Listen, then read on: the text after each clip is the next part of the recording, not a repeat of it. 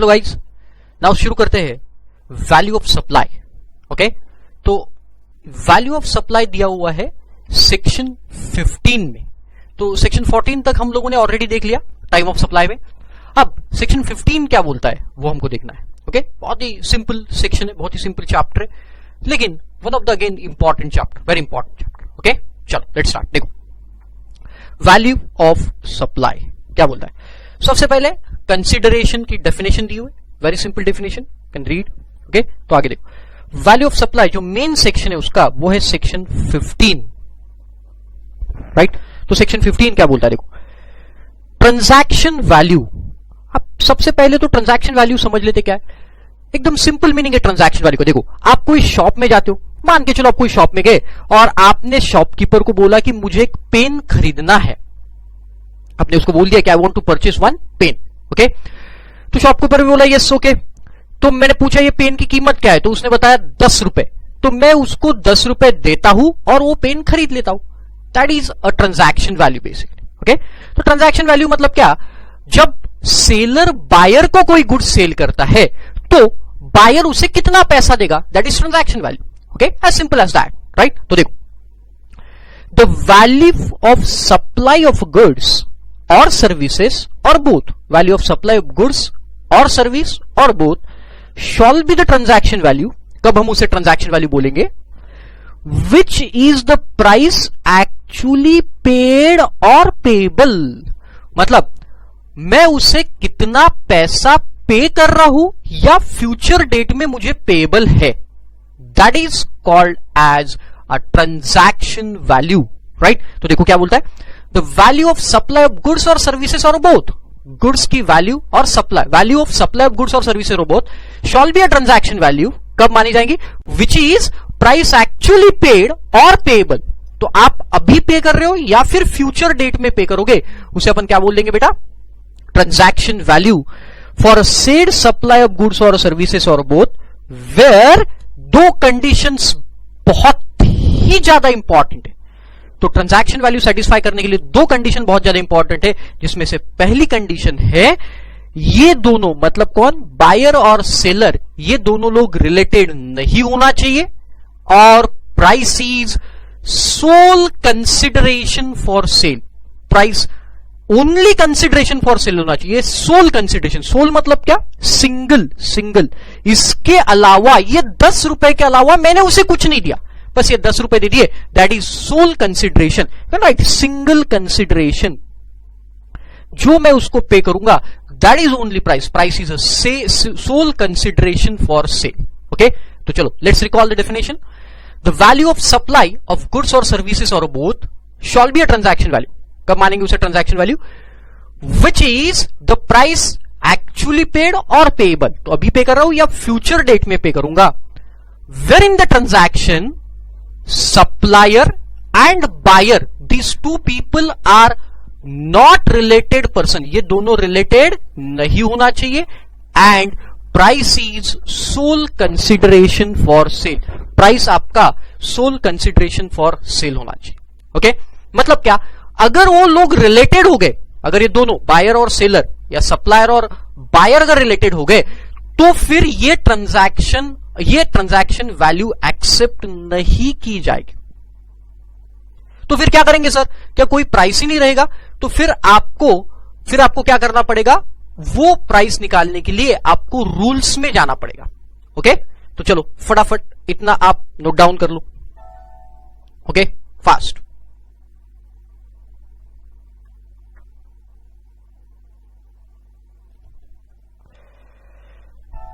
चलो गाइस, हो गया, चलो गुड। देखो एक छोटा सा क्वेश्चन दिया है, जम जाएगा आपको। देखो, mister Kohli residing in Noida, Noida में रहता है, परचेज 20,000 मार्कर्स, 20,000 मार्कर है, at 20 each from Ankita and stationery, a wholesaler at Delhi. तो कोहली ने 20,000 मार्कर परचेज किए और एक मार्कर की कीमत है 20 रुपया। मिस्टर कोहली की sister working as a manager at Ankita and stationery, तो जहां से अपन ने परचेस किए वहां कोहली की सिस्टर मैनेजर है। ओपन मार्केट वैल्यू इज 23 मतलब अगर वो मार्कर पेन वैसे बेचा जाए तो 23 रुपए में, बट अंकिता एंड स्टेशनरी ने क्या किया, वो मार्कर कितने में दिए उनको, कोहली को सिर्फ 20 रुपए में। तो 23 रुपए के मार्कर 23 के मार्कर उन्होंने 20 रुपीज में दिए। Ankita and stationery additionally charge 10,000 for supplying markers to Kohli's business place. It's very simple. तो सबसे पहली बात तो ये रिलेटेड है क्या, whether these persons are related, Kohli and Ankita and stationery, are those people related? The answer is no. Why? Kohli की sister वो फॉर्म में मैनेजर है, तो ऐसे इतना बड़ा नेक्सस थोड़ा ना रहता है। रिलेटिव की डेफिनेशन अपन देखेंगे, तो रिलेटिव के डेफिनेशन में ये सिस्टर अगर कोई फॉर्म में है तो फिर ऐसा रिलेशन काम का नहीं है। ओके, मतलब पहली बात तो ट्रांजैक्शन वैल्यू जो 20 रुपए की है ये एक्सेप्टेबल है आपको, ये 20 रुपए में कोई प्रॉब्लम नहीं है। और दूसरा पॉइंट ये है बेटा कि वो जो 10,000 रुपए अंकिता एंड स्टेशनरी ने एक्सेस लिए, क्या वो भी वैलिड है? The answer is yes. आप in addition to the goods कोई चार्ज कलेक्ट कर रहे हो तो वो भी कॉस्ट में ऐड करना पड़ेगा और उसके ऊपर जीएसटी लगाना पड़ेगा। वो अपन देखेंगे अभी 2 मिनट बाद। ओके, तो देखो 20,000 मार्कर पेन है इंटू 20 रुपीज का एक मार्कर पेन, तो टोटल वैल्यू हो गई 4 लाख रुपए बराबर, प्लस 10,000 रुपीज एक्सेस चार्ज किया उसने, तो टोटल कितना हो गया 4,10,000 is your transaction value. Very simple, देख लो आंसर होना चाहिए। The transaction value include ancillary expenses borne by Ankita and stationery, ancillary expenses है तो टोटल होगी 4,10,000 और वहां लिखा है कोहली एंड अंकिता, एक second,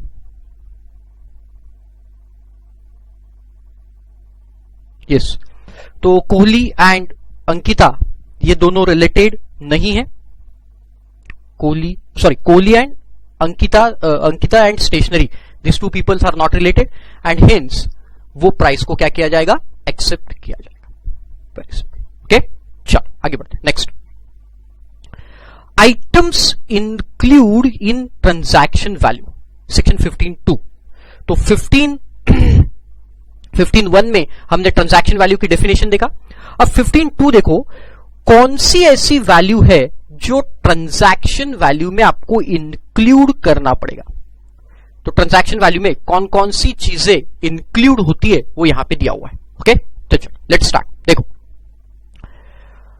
any taxes, duties, fees, charges levied under any law for the timing in the force other than this act, मतलब GST act के टैक्सेस को छोड़ के और कोई भी टैक्सेस वो गुड्स पे लगाए गए हैं तो उन सबको हम लोग ऐड करेंगे for calculation of GST. Okay, तो मान के चलो कि एग्जांपल में देता हूं आपको, ये मार्कर पेन, वही एग्जांपल लेते अपन, मार्कर पेन जो 20 रुपए का था, अगर इसके ऊपर ऑक्ट्राई, एक टैक्स हुआ करता था पहले ऑक्ट्राई, वो अगर 2 रुपए का लगा हुआ है, ओके, तो ये 2 रुपए भी ट्रांजैक्शन वैल्यू, मतलब अब आपकी ट्रांजैक्शन वैल्यू कितनी बन जाएगी बेटा 22, और ये 22 पे फिर आपको लगेगा GST. Are you getting the point? But हां, अगर आप ये कैलकुलेट करते समय, मतलब ये ट्रांजैक्शन वैल्यू कैलकुलेट करते समय आप इस एक्ट के मतलब सीजीएसटी, एसजीएसटी, यूटीजीएसटी ये और आईजीएसटी, ये चारों टैक्सेस को कंसीडर नहीं करेंगे। ओके, तो देखो वहां पे लिखा हुआ है the state goods and service tax act, union territory and service tax act, goods and services tax act, compensation says भी रहता है, if charge separately by the supply, इनको आप कंसीडर नहीं करेंगे, मतलब इनको ट्रांजैक्शन वैल्यू में ऐड नहीं करेंगे for the purpose of levy of GST. अरे डबल टैक्सेशन हो जाएगा ना, जीएसटी के ऊपर जीएसटी लग जाएगा, राइट? तो फिर इनको कंसीडर आपको नहीं करना। दिया एग्जांपल देखो, if a taxi owner charge toll tax in the bill, तो बिल वो टैक्सी वाले ने आपको बिल दिया और बिल में टोल टैक्स है, तो मान के चलो बिल दिया 60 रुपए का और उसमें टोल टैक्स 20 रुपए का लगा हुआ है, दिस इज टोल टैक्स और दिस इज बिल, तो बताओ जीएसटी कितने पे लगेगा बेटा 80 रुपीज पे, as simple as that. Okay, GST will be charge on value including toll tax, तो ये हो गया पहला। तो ट्रांजैक्शन वैल्यू में आपको सभी टैक्सेस को इंक्लूड करना है, very simple, student smart. Okay, चलो देखो, any amount that that supplier is liable to pay in relation to such a supply, but which has been incurred by the recipient of supply and not included in a price actually paid or payable of goods or services or a both।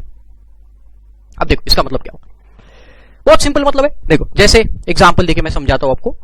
आप हो mister x, आप supplier हो, you are supplier. आप क्या बेच रहे हो, recipient को, मान के चलो ही इज रेसिपिएंट, है ना, मिस्टर वाई। बायर, आप इसको एक सोप बेच रहे हो, साबुन, soap, you are selling the soap. Okay, और वो सोप है 20 रुपए का, बट आपने इसको क्या बोला, ऐसे बहुत सारे सोप बेचे, एक सोप की कीमत मैंने आपको 20 रुपए बोली, राइट। तो देखो अब ये मिस्टर एक्स ने क्या किया, एक एडवर्टीजमेंट किया सोनी टेलीविजन सेट पे। सोनी पे टेलीविजन सेट है, मालूम है आपको, सोनी चैनल। तो सोनी चैनल पे एक एडवर्टीजमेंट दिखाया सोप का, साबुन का, संतूर गर्ल, है ना, संतूर गर्ल, मालूम है आपको, यस करेक्ट। तो संतूर का एडवर्टीजमेंट सोनी टीवी पे दिखाया। तो मुझे बताओ, ये प्राइस जो सोनी टीवी जो चार्ज करेगा, किसको चार्ज करेगा, मिस्टर एक्स को। बट मिस्टर एक्स ने क्या बोला मिस्टर वाई को, देखो ये साबुन की कीमत वैसे भाई 25 रुपए है, बट मैं तुझे सिर्फ 20 रुपए में देता, क्योंकि अब तुझे जीएसटी कितने पे लग जाएगा, सिर्फ 20 रुपए पे। लेकिन तू एक काम करना, मुझे 5 रुपए सोनी टीवी को देना है, वो 5 रुपए तू खुद दे देना। आप समझ रहे हो मैं क्या बोल रहा हूं। तो ये 5 रुपए बायर सेलर के बिहाफ में पे कर रहा है, और वो 5 रुपए देखो ये प्राइस में इंक्लूड नहीं है, मतलब 20 रुपए में वो 5 रुपए इंक्लूड नहीं होना चाहिए।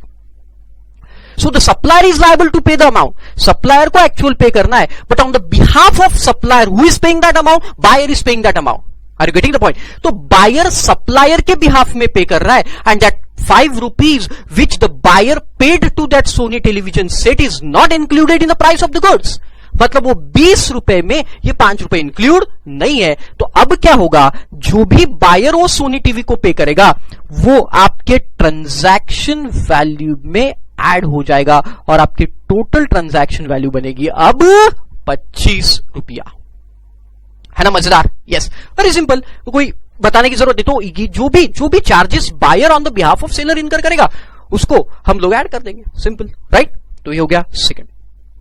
Third point, any incidental expenses including commission, packing charged by the supplier to the recipient of supply, and any amount charge for anything done by the supplier in respect of supply of goods और services और both at the time or before the delivery of the goods or supply of services।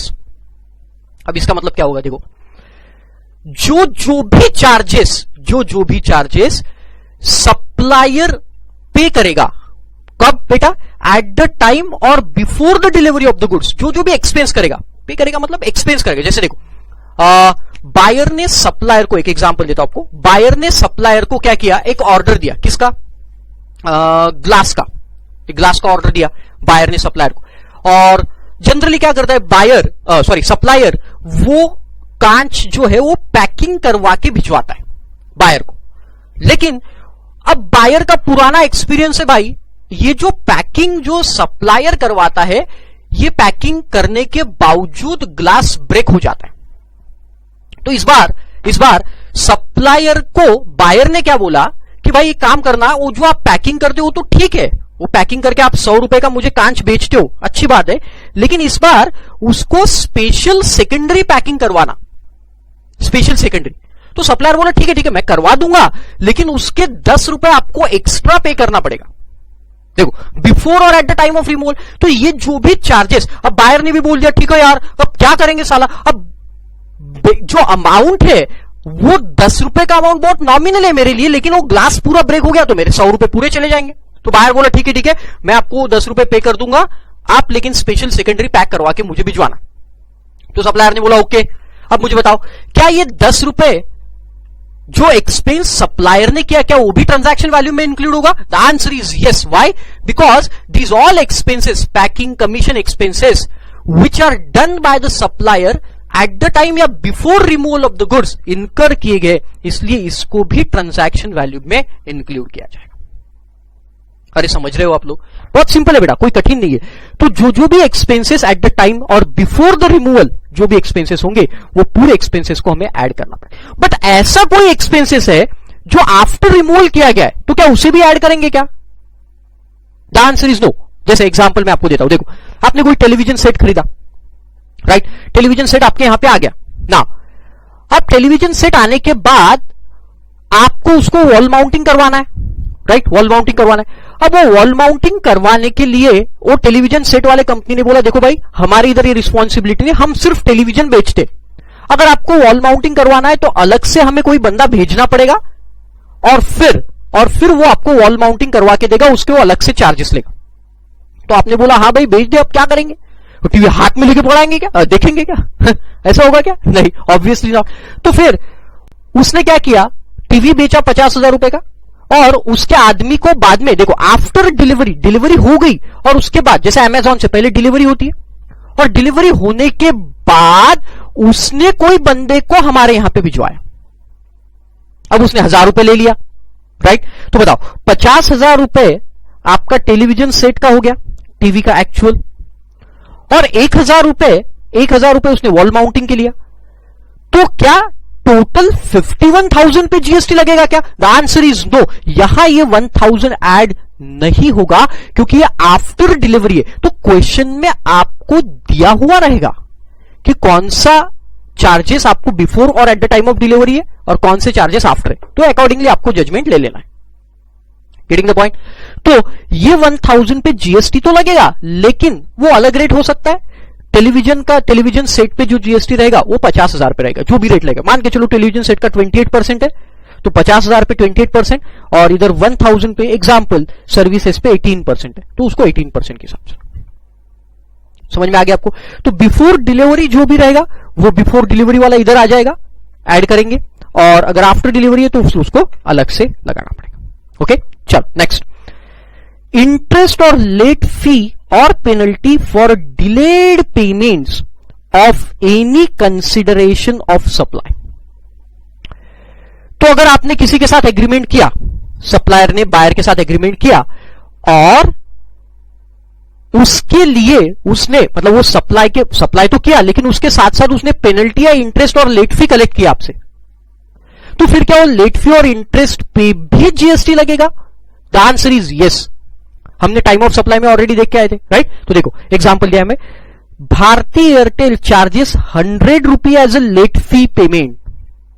Late fee payment charges है ये. Now GST will be charge on such fees. तो ये 100 rupees पे भी GST लगेगा.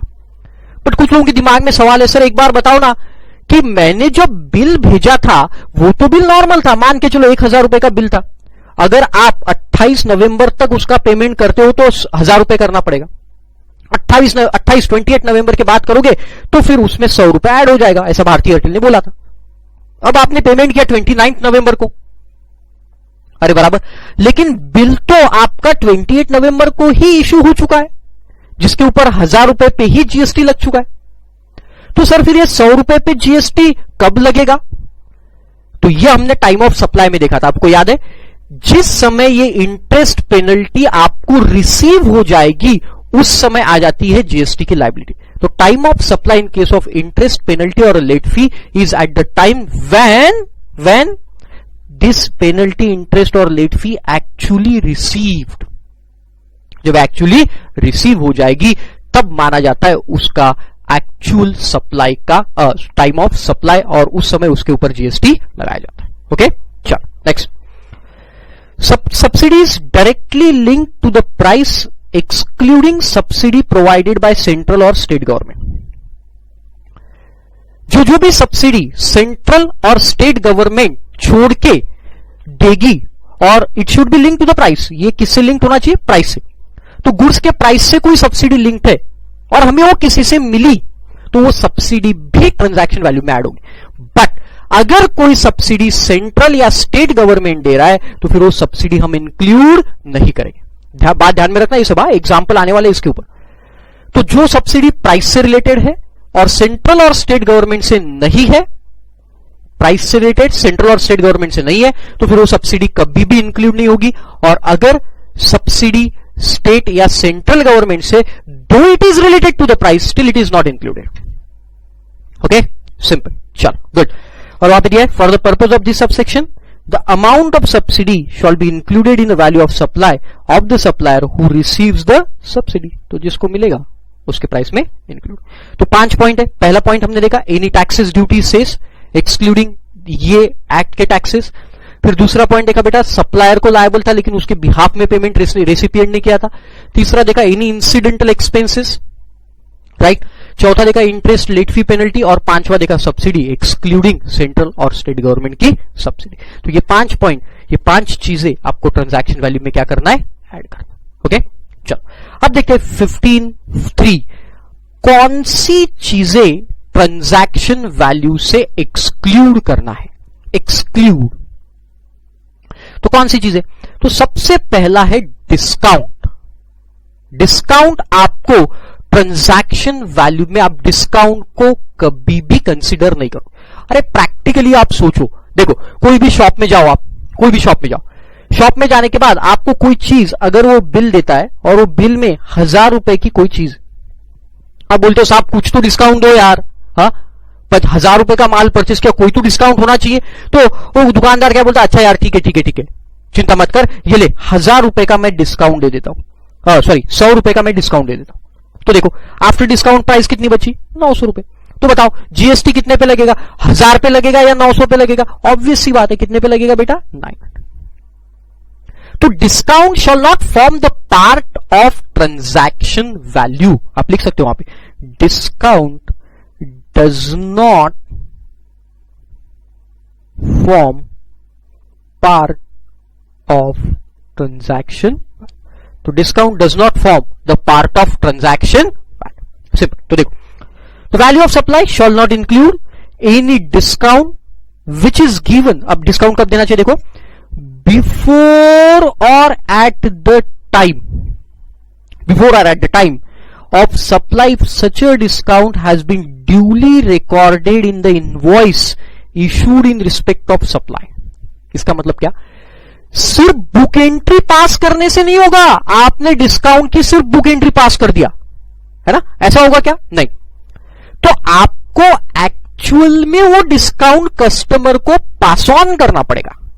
The discount actually should be pass on to the customer and it should be mentioned in a bill. वो bill में लिखा हुआ होना चाहिए, तो ही वो डिस्काउंट ट्रांजैक्शन वैल्यू से माइनस होगा। तो अगर बायर को डिस्काउंट पास ऑन नहीं हुआ है और इनवॉइस में नहीं लिखा है, इसी का मतलब हुआ बायर को नहीं पास ऑन हुआ, मतलब ही बिल में नहीं लिखा है, तो फिर आपको ये डिस्काउंट का डिडक्शन नहीं मिलेगा। आप समझ रहे हो मैं क्या बोल रहा हूं, करेक्ट। आफ्टर, सर डिस्काउंट पहले दिया तो समझ में आता, क्या बाद में दिए हुए डिस्काउंट पे वो भी डिस्काउंट ट्रांजैक्शन वैल्यू से माइनस होता है? The answer is yes. तो ये कौन से केसेस होते हैं, देखो जैसे मैं आपको एक एग्जांपल देता हूं। मेरे I am practising chartered accounting, मेरे क्लाइंट है बहुत सारे जो फर्टिलाइजर या फिर इंसेक्टिसाइड्स बेचते हैं। अब उनके केस में क्या होता है कि उनकी जो कंपनियां रहती है, जो बड़ी बड़ी डीलर कंपनी रहती है, वो क्या करती है, वो इन लोगों को टारगेट देती है कि आप 2 करोड़ का माल बेचो, हम आपको 2 लाख रुपए का डिस्काउंट दे देंगे। अब ये 2 करोड़ का माल जब उनके फैक्ट्री से निकला तब उनको थोड़ी ना पता है कि ये 2 करोड़ का माल बेच पाएंगे करके। तो ये तो तब पता चलता है जब एक्चुअल में माल सेल हो जाता है। तो एट द टाइम और बिफोर द डिलीवरी ये तो पता ही नहीं चलता है सब, तो ये तो बाद में पता चलेगा बेटा कि ये बेच पाया या नहीं। तो क्या वो भी डिस्काउंट का डिडक्शन मिलेगा क्या? The answer is yes, provided ये जो बायर और सप्लायर है इन दोनों के बीच में ऐसा एग्रीमेंट होना चाहिए और वो एग्रीड होना चाहिए कि अगर ऐसा हुआ तो फिर हम आपको डिस्काउंट देंगे, ये आपके एग्रीमेंट में लिखा हुआ होना चाहिए। देखो क्या बोलते, after the supply has been effected if such a discount is established in the terms of agreement entered into at or before the time of supply, specifically link to the relevant invoices, और ये invoice से related linked होना चाहिए, मतलब वो बाद में actual में पास ऑन होना चाहिए, कस्टमर को पास ऑन होना चाहिए। Okay, simple example. और देखो क्या लिखा है, input tax credit as attributable to the discount on the basis of document issued has been reversed. तो आपने क्या किया था, मान के चलो आपने ये 1000 रुपए का माल परचेस किया था पहले, तो ये 1000 रुपए पे 100 रुपए का जीएसटी लग के आया था आपको, तो ये पूरे 100 रुपए का आईटीसी आपने ले लिया होगा, है ना। आईटीसी किसने लिया होगा, ये मिस्टर एक्स ने, जो सप्लायर, उसने ले लिया 100 रुपए का। अब इसने जब आगे माल बेचा, वो आगे माल तो इसने डिस्काउंट लगा के बेचा, है ना, मतलब डिस्काउंट, तो वो डिस्काउंट आपने ट्रांजैक्शन वैल्यू में से फिर माइनस किया। मान के चलो आपने माल बेचा 2000 रुपए में, तो देखो गवर्नमेंट को तो जीएसटी 2000 पे जाना चाहिए एक्चुअल, बट आपने क्या किया, उसमें से 200 रुपए का डिस्काउंट दे दिया भाई, 200 रुपए का तो आपने डिस्काउंट दे दिया। तो फिर ये जो 200 रुपए का आपने डिस्काउंट देके रखा, उसके ऊपर का जो जीएसटी है, वो जीएसटी गवर्नमेंट के पास नहीं गया, लेकिन उसका क्रेडिट तो आप ले चुके हो ना, तो वो क्रेडिट को आपको रिवर्स करना पड़ेगा, ऐसा गवर्नमेंट बोल रहा है। ओके, तो देखो input tax credit as attributable to the discount, तो ये जो डिस्काउंट पे जो जीएसटी का आपको जीएसटी आएगा, वो जीएसटी और वो क्रेडिट, उतने अमाउंट का क्रेडिट आप परचेस करते समय ऑलरेडी ले चुके हो, तो वो क्रेडिट आपको रिवर्स करना पड़ेगा, क्योंकि ये आपने डिस्काउंट दिया। Getting the point. तो अब देखो, अब सिर्फ 1800 रुपए पे गवर्नमेंट को जीएसटी जा रहा है, तो ये क्रेडिट जो है ये आपको रिवर्स करना पड़ेगा। ये जो 100 रुपए का आपने पहले क्रेडिट लिखा, उसमें से ये क्रेडिट आपको रिवर्स करना पड़ेगा। ओके, थ्योरेटिकल पॉइंट है। तो ये कौन से डिस्काउंट होते हैं, trade discount, cash discount, quantity discount, discount on meeting targets, है ना, मैंने अभी बताया टारगेट मीट। कैश डिस्काउंट होते हैं, कैश में पेमेंट करो आप क्वांटिटी, जितनी क्वांटिटी सेल करेंगे। ट्रेड डिस्काउंट, कुछ एग्जांपल ये देखो, क्या ये बड़े मजेदार है ये एग्जांपल देखो। ये कैशबैक बाय एटीएम, ये भी आपके दिमाग में आऊंगा। देखो ये रहता है सेलर सप्लायर, ये है बायर, है ना, और एक तीसरा रहता है पेटीएम। आजकल बहुत सारे लोग इससे ट्रांजैक्शन करते हैं, पेटीएम से। तो होता क्या है बेटा, ये पेटीएम वाला या गो आई बी गो, ऐसे भी बहुत सारे रहते हैं, तो ये लोग बीच में ही इनको बायर को डिस्काउंट देते हैं। तो ये सप्लायर इनके साइड पे रहते और ये बायर यहां से वो डिस्काउंट गेन करते। तो देखो क्या बोला है बेटा कि डिस्काउंट अगर आपको चाहिए तो वो डिस्काउंट सप्लायर ने पास ऑन करना चाहिए बायर को। यहां डिस्काउंट क्या सप्लायर के थ्रू पास ऑन हो रहा है क्या? नहीं, यहां एक थर्ड पार्टी के थ्रू डिस्काउंट पास ऑन हो रहा है। तो फिर ये डिस्काउंट का डिडक्शन आपको नहीं मिलेगा, मतलब ये डिस्काउंट एक्सक्लूड नहीं होगा। तो देखो cashback by Paytm shall not be reduced from the value because it is passed to the buyer by third party। ये सप्लायर ने पास नहीं किया, ये थर्ड पार्टी ने पास ऑन किया, तो फिर इसका डिडक्शन आपको नहीं मिलेगा। Okay, simple. And similar example, free service of the car under warranty by the dealer, है ना, डीलर ने फ्री सर्विस दी कार की वारंटी में, क्योंकि bill to the car manufacturer shall amount to supply to the manufacturer. तो manufacturer उसका dealer उसका पैसा मैन्युफैक्चरर से लेगा, रिएम्बर्स होगा, तो फिर ये अमाउंट टू सप्लाई किसके लिए हो गया? मैन्युफैक्चरर। सिंपल। ओके, तो हो गया 15(3). तो 15(1) में देखा अपन ने डेफिनेशन ऑफ ट्रांजैक्शन वैल्यू, 15(2) में देखा कौन सी वैल्यू को इंक्लूड करना है ट्रांजैक्शन वैल्यू में, 15(3) में देखा कौन सी वैल्यू को डिडक्ट करना है, 15(4) है रेसिडुअल। तो बहुत ही सिंपल है, दो सेक्शन है, बिल्कुल सिंपल। Where value of supply of the goods और सर्विसेज और both can not be determin as per subsection 1। तो ट्रांजैक्शन वैल्यू नहीं निकल पा रही उसकी, कोई भी गुड्स की ट्रांजैक्शन वैल्यू नहीं निकल पा रही। मतलब क्या, या तो प्राइस सोल कंसिडरेशन नहीं है, या फिर वो दोनों रिलेटेड पर्सन है, मतलब सप्लायर और बायर ये दोनों क्या है बेटा? Related person. तो फिर आपको रूल्स में जाना पड़ेगा, वैल्यूएशन रूल्स में, और वैल्यूएशन रूल्स में जाके फिर उसका वैल्यूएशन करना पड़ेगा, जो रूल्स आपके एग्जाम के लिए एप्लीकेबल नहीं है। ओके, और value of supply notified by the government, कुछ गुड्स के सप्लाई की वैल्यू गवर्नमेंट ही नोटिफाई करता है। तो देखो notwithstanding anything contained in subsection 1, तो ये सेक्शन सबसेक्शन 1 को ओवरराइड करेगा। 15(5) विल ओवरराइड 15(1). और 4, the value of such supplies as may be notified by the government on a recommendation of the council shall be determined as a manner as may be prescribe. मतलब अगर government कोई चीज की value बोलता है तो वो गवर्नमेंट क्या करेगा, रूल्स में उसे प्रिस्क्राइब करेगा और वैल्यूएशन फिर उसी हिसाब से होगा। आपका सेक्शन 15(1) वहां पे काम नहीं करेगा। ओके, चलो तो एक बार रिवाइज करते फटाफट। 15(1) ट्रांजैक्शन वैल्यू की डेफिनेशन देखा बेटा अपन ने 15(1) में। तो 15(1) क्या बोलता है, the value of supply of goods और सर्विसेज और both shall be the transaction value, price actually paid और payable by the supplier where the supplier and buyer are not related and price is sole consideration for sale। कौन कौन सी चीजें इसमें include करना है बेटा, any taxes except GST law के taxes. दूसरा, any amount that buyer is liable to pay but supplier is liable to pay but उसके बिहाफ में किसने पे किया, बायर ने।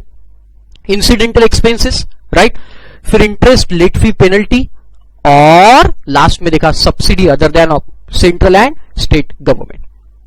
उसके बाद हमने देखा डिस्काउंट को आपको एक्सक्लूड करना है, तो डिस्काउंट बिफोर और एट द टाइम वाला और आफ्टर वाला भी चलेगा। आफ्टर डिस्काउंट में माइनस होगा प्रोवाइडेड वो एग्रीमेंट में दिया हुआ है, और जो आईटीसी डिस्काउंट के अमाउंट पे वो आपको रिवर्स करना पड़ेगा। उसके बाद हम लोगों ने देखा पेटीएम वाला एग्जांपल सिंपल। 15(4) में रेसिडुअल देखा, रेसिडुअल ने बोला गया है कि अगर 15(1) में कोई चीज नहीं फंस रही, मतलब वायलेट हो रहा है 15(1) ट्रांजैक्शन वैल्यू नहीं निकाल पा रहे हो, तो फिर हम क्या करेंगे बेटा, रूल्स में जाएंगे और कोई गुड्स की वैल्यू अगर नोटिफाई सेंट्रल गवर्नमेंट ने की है तो फिर उसको वो रूल्स में जाके उसका वैल्यूएशन हो जाएगा।